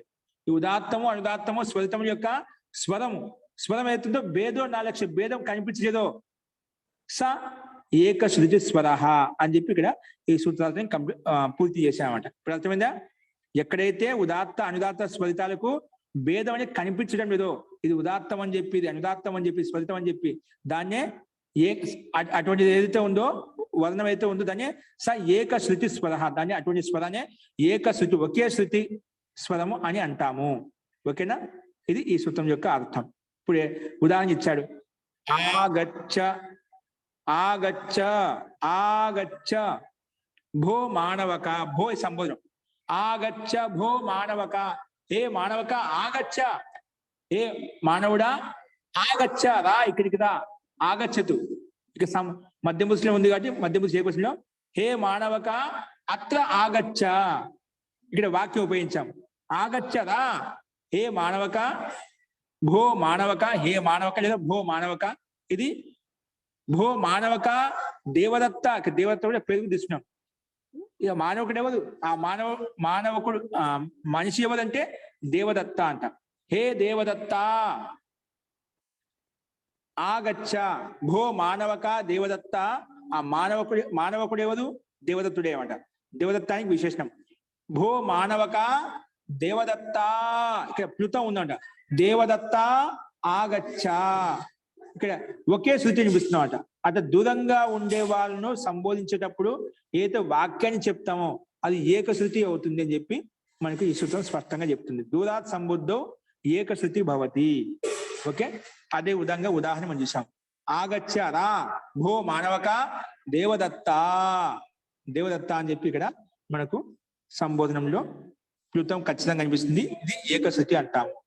అత్ర ఉదాత్త అనుదాత్త స్వరిత స్వరాహ పృథక్ పృథక్ నా ఉచ్చారిత భవంతి. ఇక్కడ మనం చెప్పిన వాక్యంలో ఆగచ్చ భో మానవక మానవక దేవదత్త. ఇక్కడ ఈ వాక్యంలో ఉదాత్తం ఏంటి అనుదాత్తం ఏంటి స్వరితం అంటే పృథక్ పృథక్ వేరువేరుగా నా ఉచ్చారిత భవంతి. వేరువేరుగా ఉచ్చరించడం లేదు, వేరువేరుగా చెప్పడం లేదు. ఓకేనా? దీన్నే ఏకశృతి అంటాం. భూ మానవక దేవదత్త ఆగచ్చ. దేవదత్త ఆగచ్చ అనేది ఇక్కడ మనకు ఒకే శృతి అని మనం ఇట్లా దూరంగా ఎప్పుడైనా కానీ దూరంగా ఉండే వాళ్ళని ఆహ్వానించేటప్పుడు ఏదైతే సంబోధనలో వాక్యాన్ని ఉపయోగిస్తామో అది ఎల్లప్పుడూ ఏకశృతిలో ఉంటుంది, ఒకే శృతిలో ఉంటుంది. అక్కడ ఉదాత్త అనుదాత్త గుణాలు ఉదాత్త అనుదాత్త స్వరిత గుణాల యొక్క భేదము మనకు లక్ష్యం కాదు, లక్షితం కాదు అంటే కనిపించదు. అది లక్షితం కాదని చెప్పి మనం ఈ సూత్రం ద్వారా చెప్పుకున్నామండి. ఓకే, ఇప్పుడు అర్థమైందా? ఇది ఈ సూత్రం యొక్క తాత్విక. ఇక్కడ ఉదాహరణ ఏం లేదు, ఉదాహరణ అంటే ఇదే ఈ వాక్య రూపంలో మనం అర్థం చేసుకున్నాం. ఓకేనా? దూరంగా ఉండే వాళ్ళని సంబోధన అంటే పిలిచేటప్పుడు ఏదో వాక్యాన్ని ఉపయోగిస్తాం అది ఏకశృతిలో ఉంటుంది. అంటే వాక్యంలో వేరు వేరు ఉదాత్త గుణం కానీ అనుదాత్త గుణం కానీ స్వరిత గుణాలు కానీ వినిపించవు. అంటే ఒకే స్వరంగా వినిపిస్తుంది, మనకు ఒకే విధంగా వినిపిస్తుంది. ఓకే, ఇక్కడ మనకు ఏకవచనం సంబుద్ధి. ఇక్కడ సూత్రంలో ఏకవచనం సంబుద్ధి మనకు కర్త కర్మ కరణం సంప్రదానం అపాదానం తర్వాత సంబంధ అధికరణం లాస్ట్ ఏంటి సంబోధన ఉంది కదా. ఏకవచనం సంబుద్ధి. ఇక్కడ ఏకవచనం సంబుద్ధి అని పెడతా ఆ సంబుద్ధి కాదండి. ఇక్కడ సంబుద్ధం అంటే ఏమిటి? సమ్యక్ బోధనం సంబుద్ధి. ఏంటి?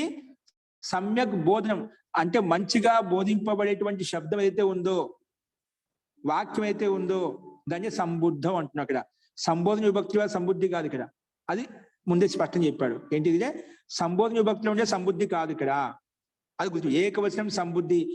ఏకవచనంలో చెప్పడం కోసం సంబుద్ధిలో ఏకవచనం సుప్రత్యయం వస్తుంది చెప్తాం కదా, ఆ సంబుద్ధి తీసుకోకూడదు ఇక్కడ.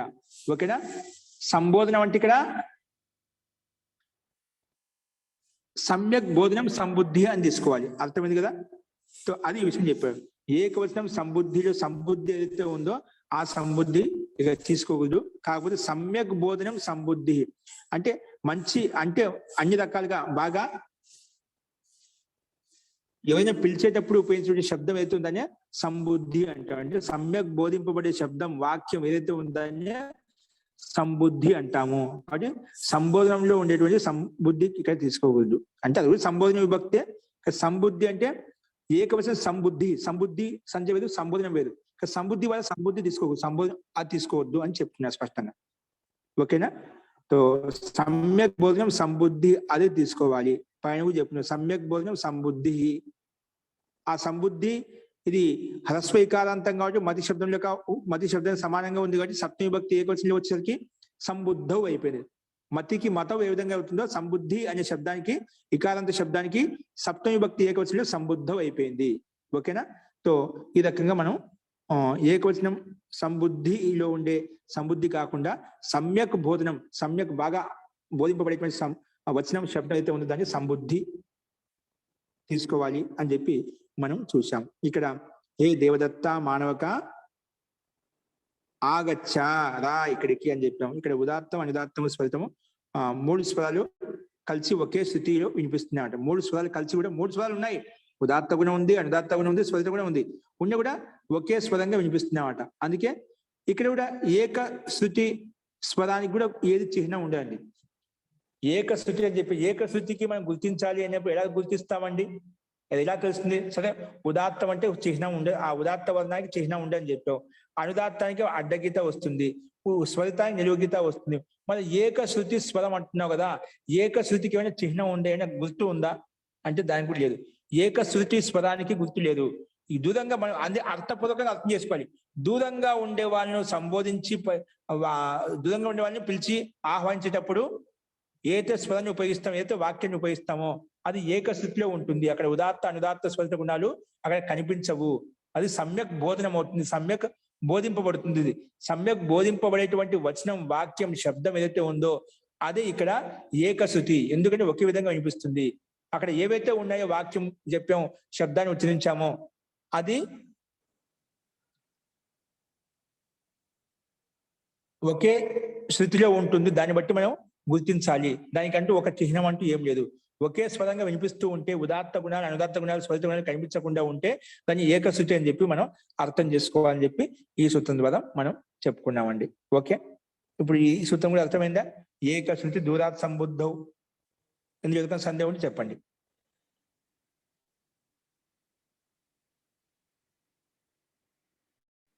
ఓకే అండి, నెక్స్ట్ ముందుకెళ్దాం. ఇది చాలా విశిష్టమైన సూత్రము. యజ్ఞ కర్మణ్య జపన్యం ఖసామసు. ఇక్కడ పైనుంచి ఏకశృతికి అనుమతి వస్తుంది. ఇక్కడ పైనుంచి ఏకశృతి అని చెప్పారా? ఏకశృతి అంటే అర్థమైందా? దూరంగా ఉండే వాళ్ళను పిలిచేటప్పుడు ఏదైతే వాక్యాన్ని ఉపయోగిస్తామో దాన్ని ఏకశృతి అంటాం. ఒకే శృతిలో ఉంటుంది. హే దేవదత్త, హే కృష్ణ అన్నప్పుడంతా అది ఏదైతే మనకు ఉదాత్త, అనుదాత్త, స్వరిత గుణాలు 3 కలిసే ఒకే శృతిలో వినిపిస్తూ ఉంటాయి. భిన్న భిన్నంగా వేది వేదిగా వినిపించవు మనకు. అందుకే ఏకశృతి అని చెప్పాం. ఇప్పుడు ఏకశృతికి అనువృత్తి, దూరాత్ సంబుద్ధకి అనువృత్తి రాలేదు. ఓన్లీ ఏకశృతి అనే పదానికి అనువృత్తి తీసుకొస్తున్నాం. ఇక్కడ చూడు, ఏకశృతి ఇక్కడ ఏముంటుంది చూద్దాం. ఇక్కడ ఒకే శృతి వినిపిస్తుంది. ఎక్కడ? యజ్ఞ కర్మణ్య జపన్యుం ఖసామసు. యజ్ఞ కర్మణ్య జపన్యుం ఖసామసు. ఇక్కడ యజ్ఞంలో యజ్ఞ కర్మలో, జపంలో, ఖసామసు ఇవి కొన్ని క్రియాప్రత్యయం. అంటే మనకు సస్వరపాఠం చెప్పడంలో దీంట్లో కొన్ని విభాగాలండి. ఇటువంటి సందర్భాల్లో యజ్ఞకర్మ చేసేటప్పుడు, జపాలు చేసుకునేటప్పుడు అదేవిధంగా న్యూంక్ అని ఒక జపం అట, ఆ మంత్రోచ్చారణ పద్ధతి విధి విధానం అలా చేసేటప్పుడు మాత్రము ఇక్కడ కూడా ఏకశృతే ఉంటుంది. అక్కడ ఉదాత్తము అనుదాత్తము స్వరితాలు ఉంటాయి. ఇప్పుడు పండితులు సస్వరపాఠం చెప్తుంటారు, అగ్నిమీడే పురోహితం యజ్ఞస్య దేవ మృత్విజం అని చెప్పి రకరకాల, దీంట్లో ఉదాత్తం ఉంది, అనుదాత్తం ఉంది, స్వరితం ఉంది. అగ్నిమీడే పురోహితం యజ్ఞస్య దేవ మృత్విజం, అలాగే దీంట్లో ఉదాత్తము అనుదాత్తము స్వరితం ముందు భిన్న భిన్న కనిపిస్తున్నాయి అన్నమాట. ఎక్కడైతే ఇక్కడ మంత్రాన్ని ఉచ్చరించినప్పుడు ఉదాత్తము అనుదాత్తము స్వరితము వినిపించవో దాన్ని ఏకశృతి అంటాము. అంటే ఏకశృతిలో ఉదాత్తం అన్నప్పుడు మన స్వరం ఉచ్చస్వరంగా ఉండాలి, అనుదాత్తం అనగానే మన స్వరం కిందికి రావాలి, స్వరితం అనగానే మన స్వరం ఉదాత్తం కాకుండా అనుదాత్తం మధ్యలో ఉండాలి. ఇవన్నీ సస్వర పాఠంలో మనం ఏదైనా పండితులు వేద పారాయణ చేసేటప్పుడు మనం గమనిస్తూ ఉంటాం. కానీ ఒక్కొక్కసారి ఏకశృతిలో కూడా ఉంటుంది. కొన్ని మంత్రాలు సందర్భానుసారంగా, యాగానుసారంగా, క్రియాకలాపాలనుసారంగా ఏకశృతిలో కూడా ఉంటాయి, ఒకే శృతిలో కూడా ఉంటాయి. అవి ఏంటివి ఇక్కడ మనం చూద్దాం. చూడండి పద విభాగం చూడండి. యజ్ఞ కర్మని, ఇది ముందు పద విభాగం చేస్తున్నాం. యజ్ఞ కర్మని అంటే సప్తమి విభక్తి ఏకవచనం. అజపన్యూంక్ ఖసామసు, ఇది మొత్తం ఒక పదంగా తీసుకున్నాం. ఈ సూత్రాన్ని మొత్తం రెండు భాగాలుగా విడదీసుకున్నామండి. ఈ సూత్రం మొత్తాన్ని 2 భాగాలుగా విడదీసుకుంటున్నాము. సూత్రాన్ని గమనించండి స్లైడ్ మీద. యజ్ఞ కర్మని సప్తమి విభక్తి ఏకవచనం. అజపన్యూంక్ న్యూంగ్ ఖసామసు, అజపన్యూంగ్ ఖసామసు, ఇది సప్తమి విభక్తి ఏకవచనం. ఓకేనా? సరే, ఇప్పుడు యజ్ఞ కర్మని అంటే ఏమిటి? ముందు ఈ సూత్రం 2 భాగాలుగా 2 పదాలుగా విడగొట్టుకున్న తర్వాత ఒక్కొక్క పదం మీద సమాసం ఉందా చూసి, అది సమాసం చేస్తా అంటే ఆ పదాన్ని ఇంకా స్పష్టంగా అర్థం చేసుకోవడం కోసం, ఆ పద విభాగం ద్వారా దాన్ని ఇంకా యథార్థంగా యజ్ఞ కర్మ అంటే ఏమిటి తెలుసుకోవడం కోసం ఇప్పుడు సూత్రం యజ్ఞ కర్మ అంటే సమాసం చూస్తున్నాం అట. ఆ సమాసం విగ్రహ వాక్యం ద్వారా విడగొట్టుకుని చూస్తాం, దాని అర్థం స్పష్టంగా బయటకు వస్తుందన్నమాట. ఇప్పుడు యజ్ఞ కర్మని సూత్రం యజ్ఞ కర్మని చెప్పేదా మొట్టమొదటి పదంలో సప్తమి విభక్తి ఏకవచనంలో ఉంది. అది యజ్ఞ కర్మని అంటే ఏమిటి? దానికి సమాధానంగా విగ్రహవాక్యం చెప్తే యజ్ఞస్య కర్మ, యజ్ఞ కర్మ, యజ్ఞము యొక్క కర్మ అయితే దాన్ని యజ్ఞ కర్మ అంటాం. ఇప్పుడు యజ్ఞం చేస్తున్నాం, ప్రతి నిత్యం ప్రతి పుణ్యానికి అమావాస్య యజ్ఞం చేస్తున్నాం అట. అంటే యజ్ఞం చేసేటప్పుడు ఏవైతే ఉపయోగిస్తామో, ఏ వస్తువులను ఉపయోగిస్తామో, ఏ పదార్థాలను ఉపయోగిస్తామో, ఏ సామాగ్రిని ఉపయోగిస్తామో, ఇంకా ఏ మంత్రాలను అయితే ఉపయోగిస్తామో, ఏ రకమైన విధి విధాన్ని ఉపయోగిస్తామో అదే అనమాట యజ్ఞ. అంటే యజ్ఞానికి కావాల్సినటువంటి పదార్థాలు, వస్తువులు, వ్యక్తులు ఎవరైతే ఉన్నారో, అంటే ఆ క్రియ చేయడానికి సంబంధించినటువంటి క్రియాకలాపాలు ఏవైతే ఉన్నాయో అవన్నీ కూడా యజ్ఞ కర్మలే.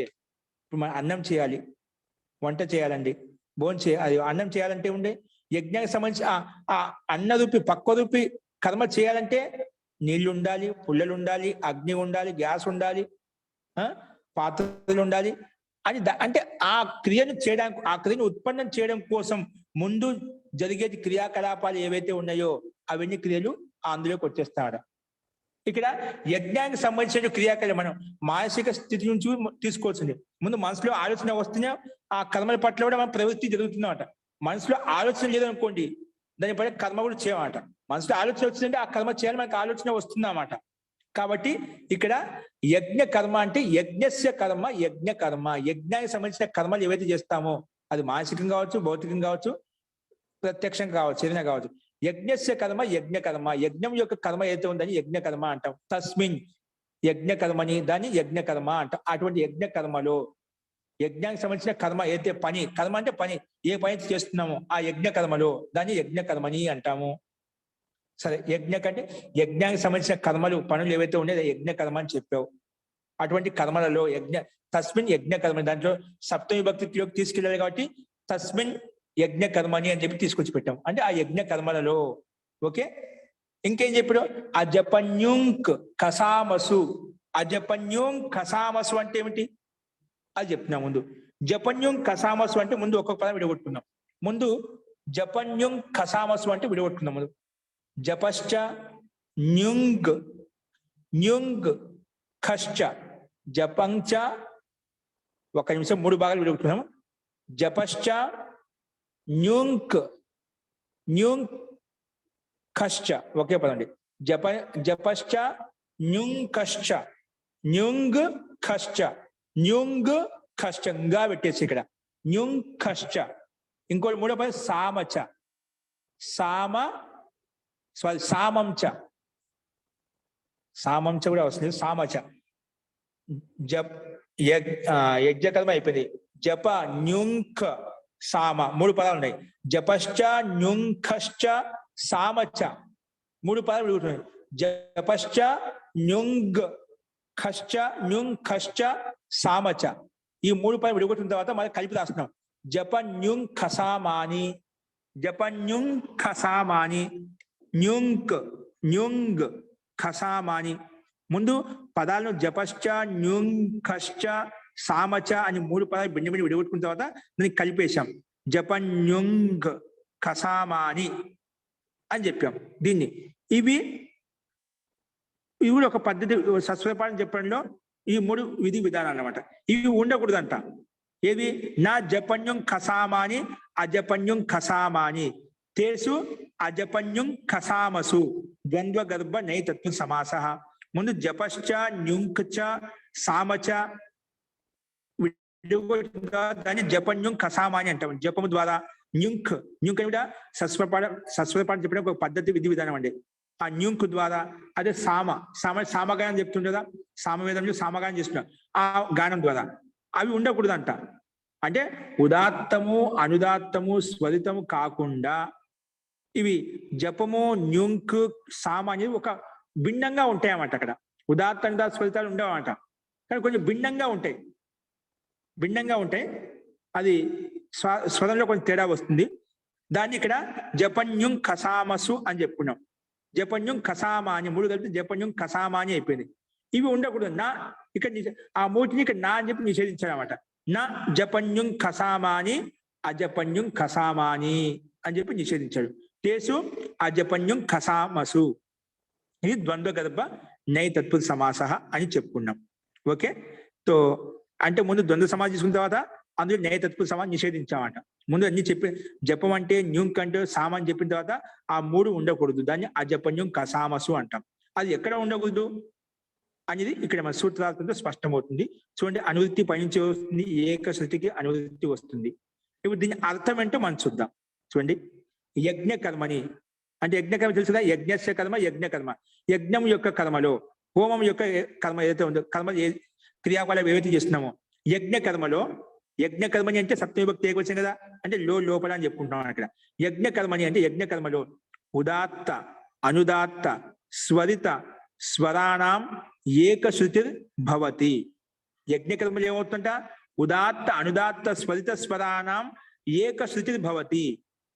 కానీ జపన్యుం కసామాని వర్జయిత్వా, యజ్ఞ కర్మలో మాత్రమే ఉదాత్తము అనుదాత్తము స్వరిత స్వరాణం ఏకశృతి, ఈ 3 స్వరాలకు ఏకశృతి అవుతుంది.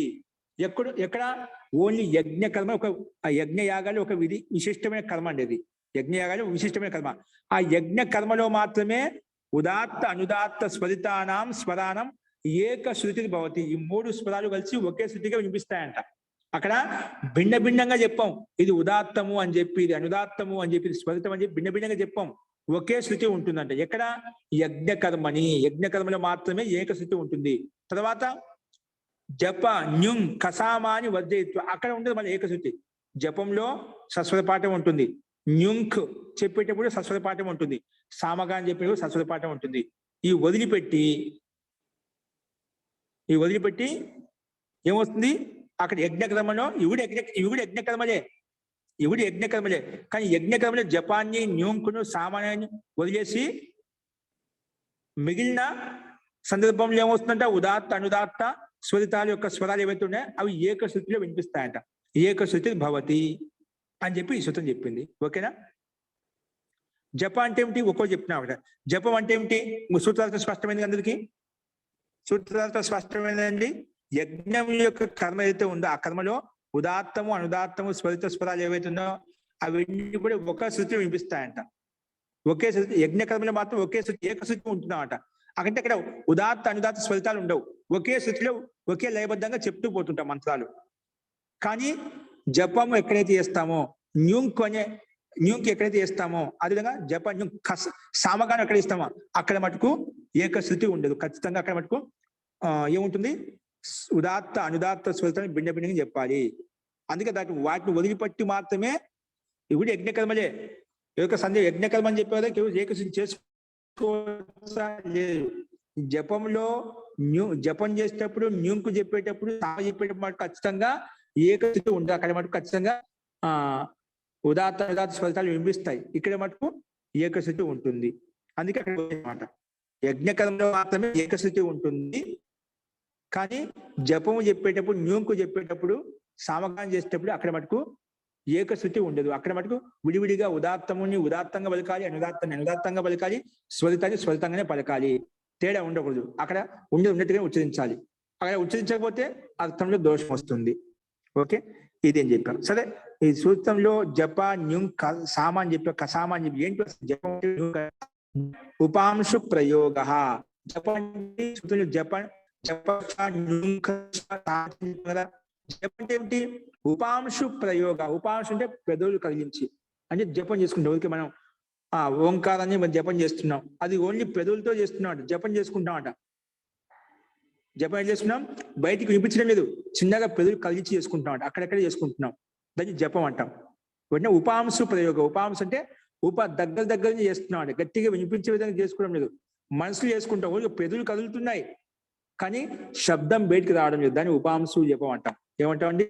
శబ్దం బయటికి రాకుండా ఉచ్చరించేటువంటి స్వరం ఏదైతే ఉందో, మంత్రం ఏదైతే ఉందో దాన్ని ఉపాంశు జపం అంటాం. జపం అయితే ఉందో దాన్ని ఉపాంశు జపం అంటాం. ఉపాంశం అంటే అక్కడే దగ్గరగా ఉండి శబ్దం బయటికి రాకుండా పెదవులను కదిలిస్తూ చేసిన జపం. మనం చాలా మంది జపానుష్ఠానం చేస్తూ ఉంటాం ఇంట్లో, ఓంకారం కానీ ఎవరికి ఇష్టదైవం ఏదైతే ఆ రకం చేస్తూ ఉంటాం. కొంతమంది మనసులు చేసుకుంటూ ఉంటారు, మనసులు ఎవరికి చేయరు, సాధ్యం. మనసు చేసిన వాళ్ళకి త్వరగా ధ్యానం కలుగుతుంది, మనసుతో చేసే వాళ్ళకి త్వరగా ధ్యానం సిద్ధిస్తుంది. కానీ మనము ఉపాంశ జపం ఎక్కువ చేస్తూ ఉంటాం, మనసులో చేయము, ఉపాంశ జపం అంటాం. అట్లా బయటకు రాదు, ఊరికే పెదవులు కదిలిస్తూ ఉంటాం, చేస్తూ ఉంటాం, పెదవులు కదిలించు జపం చేస్తూ ఉంటాం. ఒకవేళ పైన పెదవులు కదిలించకపోయినప్పటికీ కూడా ఒక్కోసారి లోపల మనసులో పెదవులు మూసుకొని ఉంటాయి కానీ కంఠం కదులుతూ ఉంటుంది తెలియకుండానే. అది గమనించే కావాలి జపం చేసే వాళ్ళు. మీరు మనసుతో చేయండి, మనసుతో ఏ విధంగా ఒకసారి ఆలోచన చేస్తుంటాం, మనసులో ఆలోచన చేసినప్పుడు ఏ రకంగా మన ఆలోచన ఉంటుందో కంఠం పనిచేయదు, మనసే పనిచేస్తుంది. ఆ స్థితిలోకి మీరు ఏ విధంగా ఆలోచనలు చేసినప్పుడు మనసు ఏ రకంగా పనిచేస్తుందో అదే స్థితి మీ జపంలో కూడా అదే స్థితి మనసుతో చేయాలి. అప్పుడు వెంటనే మనసు ఏకాగ్రత అవుతుంది. ఒక్కోసారి జపం పెద్దలు కలిసి చేస్తుంటాం కానీ జపం కూడా ఒక్కోసారి లోపల చేస్తూ ఉంటా అనిపిస్తుంది, కానీ లోపల చేసేటప్పుడు కూడా మనసు చేస్తూ అనుకుంటుంటా కానీ మనసు ఏమో అక్కడ కంఠాన్ని కలిగిస్తూ ఉంటాము. అది అబ్జర్వ్ చేసి ధ్యానం చేసేవాళ్ళు బాగా. సో మొత్తం ఇక్కడ ఉపాంశం అంటే ఏమిటంటే పెదవులు కలిగించే చేసి జపం ఏదైతే ఉందని ఉపాంశ జపం అంటాం. రెండు న్యూంఖ. న్యూంఖ అంటే ఏమిటి? నిగద విశేష. అంటే నిగదం అంటే వేదం, వేదంలో విశిష్టమైన సందర్భాలు ఉన్నాయి, విశిష్టమైన స్థల విశేషాలు ఉన్నాయన్నమాట. దాని నిగద విశేషం అంటే నిగద విశేషం అంటే ఆస్ఫలాయన సౌత సూత్రే.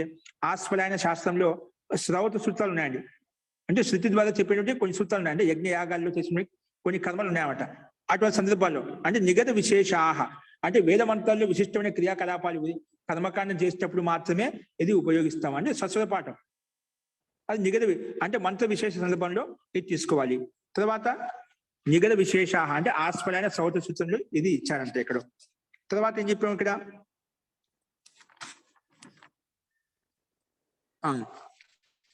ఆస్ఫలైన సౌత సూత్రే వ్యాఖ్యాత తత్వ ద్రష్టవ్యాహ. అక్కడ ఆస్ఫలైన గృహ సూత్రం ఇచ్చారంట. ఇది న్యూంకు గురించి అంటే కొంచెం విశిష్టమైన గానం ఉంటుందండి, ఒక పాటలాగా గానం ఉంటుంది. అవి మీకు యజ్ఞ యాగ వాళ్ళకి తెలుస్తూ ఉంటుంది. సో బిల్లు చాలా సౌష్ఠవంగా, చాలా వినసొంపుగా, చూడటానికి అందంగా చాలా చక్కగా ఉంటుందండి. సామగానం చేసేటప్పుడు కొన్ని గానాలు ఉంటాయన్నమాట, ఆ రకంగా చెప్పడం దాన్ని న్యూంక్ అంటామట. అది మటుకు సంస్కృత పాఠం చెప్పాలంట. తర్వాత అందుకే దీని గురించి వ్యాఖ్యానం అంటే ఆస్ఫలైన గృహ సూత్రాలు ఏవైతే ఉన్నాయో, సౌత సూత్రాలు ఏవైతే ఉన్నాయో, శ్రౌత సూత్రాలు ఏవైతే ఉన్నాయో అక్కడ ఇవ్వబడ్డాయి, అక్కడ వ్యాఖ్యానించబడ్డాయి, అక్కడ చూసుకోండి చెప్పారు. ఓకే, ఇది దీని యొక్క తాత్పర్యం. నెక్స్ట్ ఏంటి మనకు? జప న్యూకు సామ. సామ అంటే సామగణం, దాంట్లో స్పష్టంగా ఉంది, దానికి ఏం చెప్పాల్సిన అవసరం లేదు. సామగణం ఇవి జపము చేసేటప్పుడు న్యూకు చెప్పేటప్పుడు సామగానం చేస్తే ఖచ్చితంగా ఉదాత్త అనుదాత్త స్వరితాలు ఉండాలి. మిగిలిన సామాన్య యజ్ఞకర్మ చేసేటప్పుడు మాత్రం ఏకశ్రీ, సామాన్య యజ్ఞకర్మ చేసేటప్పుడు మాత్రము మనం ఏకశృతి చెప్పవచ్చు. ఉదాత్త అనుదాత్త స్వరితాలు లేకుండా కూడా ఒకే శృతిలో ఒకే స్వరంలో చెప్పవచ్చు. ఓకేనా? ఒకే స్వరం చెప్పవచ్చు అని మనకు ఈ సూత్రం స్పష్టంగా చెప్పింది. యజ్ఞకర్మని జపన్యం కసామసు, ఆ జపన్యం కసామసు, జపము న్యుంకు సామాన్యం వదిలేసి యజ్ఞకర్మలు ఏవైతే ఉన్నాయో సామాన్య యజ్ఞకర్మలో మనం ఏకశృతి చెప్పవచ్చు. అందుకే చాలా మంది ఏకశృతిలో మనం యజ్ఞం యాగాలు చేసే వాళ్ళు కొంచెం చేస్తుంటారు, వ్యక్తిగతంగా చేస్తూ ఉంటారు. ఇప్పుడు ఆర్య సమాజకులు ఎక్కువ చేస్తూ ఉంటారు అనమాట. అక్కడ వాళ్ళకు సస్వపాఠం చేస్తే అది ఉత్తమం, కానీ వీళ్ళంతా ఏకశృతిలో కూడా చేస్తున్నమాట. అంటే మనకు ఒక ప్రమాణం అండి, ఏకశృతిలో చెప్పవచ్చు, కానీ అక్కడ మనకు దోషయుక్తమైన ఉచ్చారణ ఉండకూడదు. సదోషం దోషరహితమైనటువంటి ఉచ్చారణతో మనం ఏకశృతిలో చెప్పవచ్చు. ఉదాత్త అనుదాత్త స్వరితాలు లేకుండా కూడా, సస్వరపాఠం లేకుండా కూడా మనము మంత్రాలను ఉచ్చరించవచ్చు. ఇబ్బంది లేదు, దోషం ఏమి లేదు. ఏకశృతిలో మనకు స్పష్టంగా యజ్ఞకర్మని యజ్ఞస్య కర్మని ఏకశృతి భవతి అని చెప్పి ఉదాత్త అనుదాత్త స్వరితాలు లేకుండా ఉచ్చరించవచ్చు. ఎక్కడ అంటే కొన్ని జపానుష్ఠాలు చేసేటప్పుడు, నింపు చేసేటప్పుడు కొన్ని విశిష్టమైన సందర్భాల మటుకు అవి మటుకు అలాగే చెప్పాలి ఉదాత్త అనుదాత్త స్వరితాలతో. సామాన్య యజ్ఞకర్మలు చేసేటప్పుడు మనకు ఏకశృతిలో చెప్పవచ్చు అని చెప్పి మనకు మహర్షి పాణిని యొక్క సూత్రం స్పష్టంగా ఉంది. అందుకే చాలా మంది ఏకశృతిలో కూడా మనకు సస్వపాఠం లేకుండా కూడా మనం యజ్ఞ యాగాలు చేస్తూ ఉంటాం చాలా మంది. ఓకేనా? ఆర్య సమాజం వాళ్ళు ఎక్కువగా అందరికీ ఇప్పుడు సస్వపాఠం చేసుకోవాలి కాబట్టి వాళ్ళు ఏకశృతిలో అందరూ మంత్రాలు ఉచ్చరిస్తూ ఉంటారు. కానీ ఒకే లయబద్ధంగా ఉంటాయి. కానీ ఏకశృతి అని చెప్పి దోషయుక్తంగా చెప్పకూడదు. దోషరహితంగా ఒకే శృతిలో ఒకే లయబద్ధంగా చెప్పవచ్చు. ఓకేనా? ఇది మనకు ఒక ప్రమాణం స్పష్టంగా వచ్చింది. కాబట్టి మంత్రోచ్చరణ అనేది మనము వేద మంత్రాలు అంటే యజ్ఞ కర్మంలో ఇక్కడ మనకి ఇచ్చాడు. కిసి భీ యజ్ఞ మే వేద మంత్రం ద్వారా कर्म किया जावे तो मंत्रों के उच्चारण में एक श्रुति का विधान समझना चाहिए. ఎక్కడ యజ్ఞకర్మ చేస్తున్నాం వేద మంత్రాలతోటి, అక్కడ చాలా మంది బ్రాహ్మణులు ఏమంటుంటే ఎవరు మిగిలిన ఓన్లీ బ్రాహ్మణులకి అధికారం అండి వేదాలు చెప్పడము, మిగిలిన వాళ్ళు చెప్పకూడదు, దోషాలు వస్తాయి, అది పాపం అవుతుంది ఇది అని చెప్తుంటాను. అంటే తప్పులు చెప్తే అది పాపం అంటే దాన్ని అర్థం చేసుకుంటే అవుతుంది, అది మనకు హాని కలిగేస్తుంది. దాని అర్థం తెలుసుకోకుండా చెప్తే దాన్ని యథార్థంగా ఉపయోగించుకోకపోతే జీవితంలో మనకు నష్టం అవుతుంది. అంటే దాన్ని అర్థానికి అనర్థంగా తెలుసుకున్నాం అనుకోండి, అది ఆ రకంగా నష్టం అవుతుంది. కానీ ఉచ్చరించడంలో తప్పు అని కాదు, అంటే తప్పులు చెప్పకూడనే భయంతో వాళ్ళు అలా చెప్పారు అంతే. అదే అతివ్యాప్తిలో తీసుకెళ్లేదు అనమాట. అందుకే బ్రాహ్మణులు చదవకూడదు, సస్వరపాఠం లేకుండా దోషయుక్తం అని చెప్తుంటారు. అది దోషయుక్తం కాదు, దోషయుక్తం వర్ణాలు తప్పులు పలకకూడదు. అందుకే గురు సమక్షంలో నేర్చుకుని ఒకసారి ఎలా ఉచ్చరించాలి అంటే ఏ వర్ణానికి ఏ స్థానం అయితే ఉందో ఆ కంఠస్థానమా, తాలు స్థానమా, జిహ్వాస్థానం ఏ స్థానంలో దాన్ని శుద్ధంగా ఉచ్చరించాలి, స్పష్టంగా ఉచ్చరించాలి. స్వస్వరపాఠం లేకపోయినా పర్వాలేదు, వర్ణాలు స్పష్టంగా పలికి ఆ విధంగా నేర్చుకోవాలి. దోషయుక్తం నేర్చుకున్నామంటే మనకు రేపొద్దున అర్థానికి అనర్థం చేసుకునే సందర్భాలు అవకాశాలు ఉంటాయన్నమాట. కాబట్టి మొత్తానికి యజ్ఞ కర్మలో మనకి ఇక్కడ విధి విధానం ఉంది అని మనకు స్పష్టంగా అర్థమవుతుంది. జప న్యుంగ్ సామ మంత్రంలో వదిలిపెట్టి ఈ 3 సందర్భాల్లో మటు ఖచ్చితంగా అక్కడ ఏకశృతి ఉండదు, అక్కడ మనకు ఖచ్చితంగా సస్వర పాఠమే ఉంటుంది. ఓకేనా అని ఇక్కడ మనకు స్పష్టంగా చెప్పబడిందండి. అందుకే जो लोग यज्ञों में मंत्रों का स्वर सहित उच्चारण करके कर्म करने की बात कहते हैं उनका कथन इस शास्त्र वचन से मान्य नहीं हो सकता. ఎవరైతే కొంతమంది వేద పండితులు లేదండి వేద మంత్రాలను ఉచ్చరిస్తున్నట్టు స్వస్వర పాటలకు ఉచ్చరించకుండా దోషము పాపం అంటారా, అది పాపం కాదు, అది దోషయుక్తం కాదు. కాబట్టి శుద్ధంగా నేర్చుకోవాలి, స్పష్టంగా నేర్చుకోవాలి. మనకు దోషయుక్తంగా నేర్చుకోకూడదు, అంతవరకు అది యథార్థంగా ఉండాలి. కానీ సస్వర పాఠం లేకుండా చెప్పకూడదు అనేది మనకు మహర్షి, ఇతను కూడా మహర్షి ఋషే కదా, ఆయన తప్పు చెప్పలేదా? మనకు పాణీయ సూత్రమే మన స్పష్టంగా చెప్తుంది. యజ్ఞ కర్మని ఆ జపన్యం కసామసు, ఈ సూత్రం ద్వారా మనకు స్పష్టంగా ఉంది. కాబట్టి ఏకశృతిలో చెప్పొచ్చు, సస్వర పాఠంలో కూడా చెప్పొచ్చు, దోషయుక్తమే కాదు. కాబట్టి మంత్రాలను కూడా మన శుద్ధ ఉచ్చారణ నేర్చుకోవాలి, అది ముఖ్యమైన అంశము.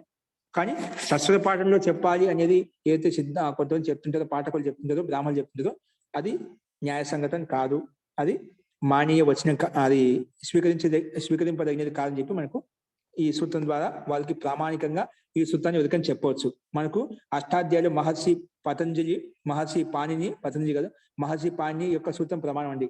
ఋషి ఎప్పుడు తప్పు చెప్పారు కదా, ఇది ఎప్పటి నుంచి యజ్ఞాగాలు ముందు నుంచి నడుస్తున్నామట, వాళ్ళకన్నీ తెలుసామట. కాబట్టి ఏకశృతిలో చేసుకోవచ్చు అని చెప్పి మనకు ఒక అవకాశం కల్పించారు. యజ్ఞ కర్మని అజపన్యం కసామసు అని చెప్పి మనం చూసాము. ఓకే, ఈ రకంగా దీనికి ఉదాహరణ ఇచ్చారన్నమాట రకరకాలుగా.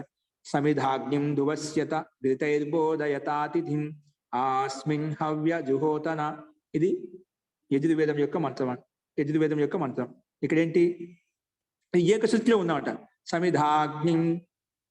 సమిధాగ్నిం ధువస్యత ఘృతైర్బోధయతాతిథిం ఆస్మిన్ హవ్యాజుహోతన. అదేవిధంగా అగ్నిర్మూర్ధా దివః కకుత్పతి పృథివ్యా అయం. ఇది ఋగ్వేదం యొక్క మంత్రం.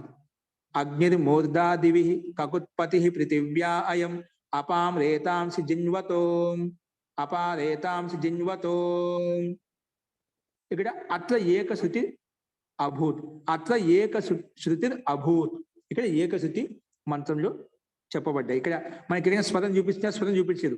అంటే ఈ మంత్రం స్వరం కూడా ఉంది, కానీ ఏకశృతిలో కూడా చెప్పవచ్చు మనము అని మనకు ఈ వేద మంత్రాలే మనకు స్పష్టంగా ఇక్కడ అలా కూడా చెప్పవచ్చు అని చెప్పి మనకు ఉదాహరణలు మహర్షి పాణి యొక్క సూత్రం ద్వారా, ఉదాహరణ ద్వారా మనకు స్పష్టంగా అర్థమవుతుంది. కాబట్టి మనం అలా కూడా చెప్పవచ్చు అండి. తో న్యుంకు సాముకో జపాము న్యుంకు సామని వదిలిపెట్టేసి మనం ఇక్కడ ఏకశృతి అనేది వేద మంత్రాలు కూడా చెప్పవచ్చు. దోషయుక్తం కాదు. యజ్ఞ కర్మలు చిన్న యాగాలు చేసేటప్పుడు మనం చెప్పవచ్చు అండి.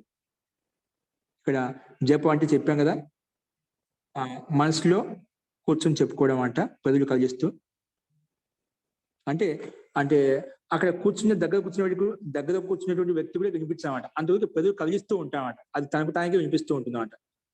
న్యుంకు విషయంలో ఆస్ఫలాయన సౌత సూత్రంలో ఉత్తరార్థంలో అది నిగద విశిష్టమైన మంత్రాల్లో అక్కడ ఇవ్వబడింది అని చెప్పారు. సామ అంటే సామవేదం యొక్క గానం, అది మనకు స్పష్టంగా అర్థమవుతుంది. ఈ రకంగా యజ్ఞ కర్మణ్య జపన్యం కసామసు అనే సూత్రాన్ని కూడా మనం చెప్పుకున్నామండి. తో యజ్ఞ కర్మలు చేసేటప్పుడు కూడా యజ్ఞం యొక్క కర్మలు ఏవైతే ఉన్నాయో, యజ్ఞ యాగాలు ఏవైతే ఉన్నాయో, అంటే పెద్ద పెద్ద యాగాలు, చిన్న చిన్న యాగాల్లో మనం హోమాలు చేసేటప్పుడు మనం ఏకశృతి ద్వారా తప్పులు లేకుండా, ఏకశృతి స్వరంతో కూడా ఉదాత్త అనుదాత్త స్వరితాలు లేకుండా కూడా మనము మంత్రాలు ఉచ్చరించవచ్చు అని చెప్పి మనకి ఒక స్పష్టమైన సైద్ధాంతికమైనటువంటి ఆధ్యాత్మికమైనటువంటి ప్రామాణికం ఒక సూత్రం మనకు కనిపించింది. కాబట్టి ఎవరికైనా చెప్పవచ్చు. అస్తు. ఈ రకంగా మనకు ఈ రోజు ఈ 3 సూత్రాలు మనం చెప్పుకున్నామండి. నెక్స్ట్ రేపు చెప్పుకుందాము. ఇందులో ఎవరికైనా సందేహం ఉంటే చెప్పండి. హరి ఓం. వినిపిస్తుందండి అందరికి? వినిపిస్తాను.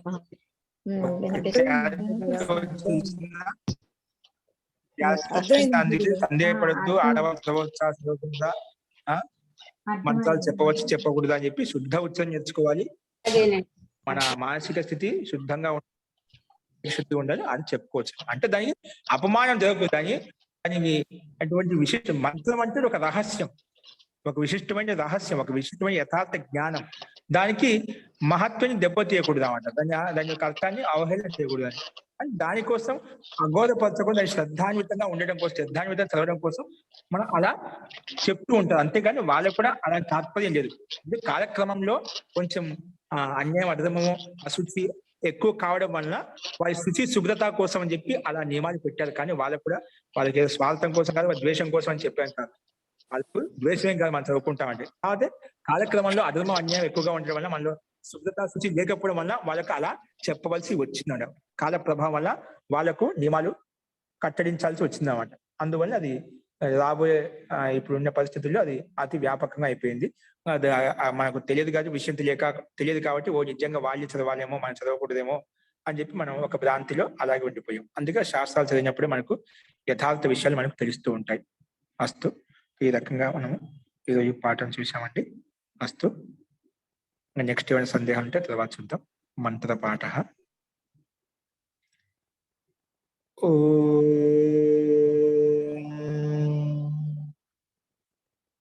సర్వే భవంతు సుఖినః, సర్వే సంతు నిరామయాః, సర్వే భద్రాణి పశ్యంతు, మా కశ్చిత్ దుఃఖభాగ్ భవేత్. ఓం శాంతి శాంతి శాంతిః. సర్వేభ్యో నమః. అందరికీ నమస్కారం అండి. మహోదయ, చెప్పండి. ఇందాక మీరు చెప్పిన మంత్రము మన యొక్క సంధ్యావందనంలో నిత్యం ఉచ్చరించే మంత్రమే? యజ్ఞంలో ఉపయోగిస్తాను ఇది. యజ్ఞంలో ఉపయోగించే యజ్ఞంలో కూడా వస్తుంది. నిత్యం సంధ్యావందనంలో ఉపయోగించే మంత్రమే. అవునండి, ఉపయోగిస్తామండి. అదే. జీ. అందుకే ఉపయోగించండి మంత్రాలు ఉచ్చరిస్తున్నాయి. సంధ్యా మంత్రాలు కూడా అన్ని వేద మంత్రాలే మనకు. దాంట్లో కొన్ని విశిష్టమైన కర్మయుక్తమైనటువంటి అర్థ తాత్పర్యంతో మన కర్తవ్యం తెలియజేసేటువంటి కొన్ని అర్థాలతో యుక్తమైనటువంటి మంత్రాన్ని మనం పక్కకు తీసి దాంట్లో అవి ఉచ్చరిస్తూ ఉంటాం. దాని అర్థపూర్వకంగా సంధ్య చేసుకోవడం వల్ల మనకు మన కర్తవ్యాలు, మన లక్ష్యం, మన మానసిక స్థితి స్థిరంగా శాంతంగా సమస్థితిలో ఉండటం కోసము మనకు ఇవి కొన్ని విశిష్టమైన సంధ్యా మంత్రాలను కొన్ని నియుక్తం చేశారండి మన పండితులు, మన బ్రాహ్మణులు. ఓకేనా? అవే అండి సంధ్యా మంత్రాలు ఉన్నాయి, యజ్ఞ మంత్రాల్లో కూడా ఉన్నాయి. ఇవే మంత్రాలండి. కాబట్టి ఏకశృతి కూడా చెప్పి మనకు ఒక బృహత్ ప్రమాణం అనేది మనకు స్పష్టంగా మహర్షి పతంజలి యొక్క సూత్రం, పాణిని యొక్క సూత్రం మనకు స్పష్టం అవుతుందండి. ఓకేనా? అస్తు. ఇంకొకటి ఏమైనా ఉన్నాయండి? లేదాచార్య, ధన్యవాదాలండి. ఓకే. సర్వేషాం శుభరాత్రి. నమస్తే మహోదయ. శుభరాత్రి. అస్తు ఆచార్య, ధన్యవాదాలు. నమో నమః. యోగి.